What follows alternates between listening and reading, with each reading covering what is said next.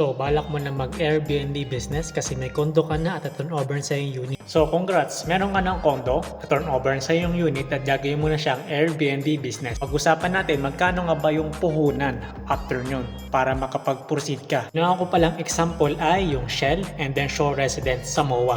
So, medyo malaking kailangang budget na yun, no? 350K, unlucky. Alam niyo naman kaya sila ginawa example, walang tatalo sa kanila kasi sila ang high demand ng Airbnb business or rental sa MOA. So walang tatalo doon sa dalawa. In short pala, yung location. Mahal po rito kaya umabot ng ganyan yung labor, yung pag-setup ng pintura, yung kama, yung etc.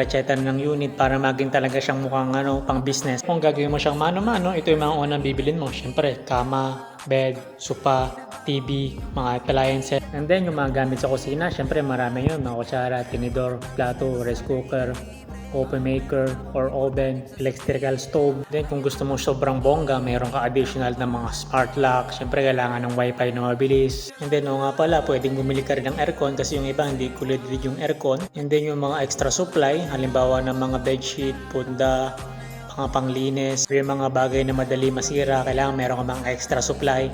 So, depende na lang sa diskarte mo kung aabot siya ng malaki or hindi.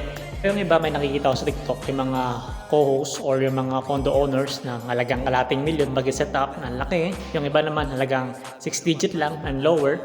Papamahalang naman doon yung mga appliances and then yung mga kitchen materials. Bukod doon, kung mamimili ka ng mga gamit na pipiliin mo lang, makakamura ka, lower than 100K. Pero depende talaga sa ito. Kung gusto mo makatipid, gawin mo siya ng mano-mano. Pero kung gusto medyo mahal, talaga maganda talaga, mag-hire ka ng tao para quality talaga yung unit mo.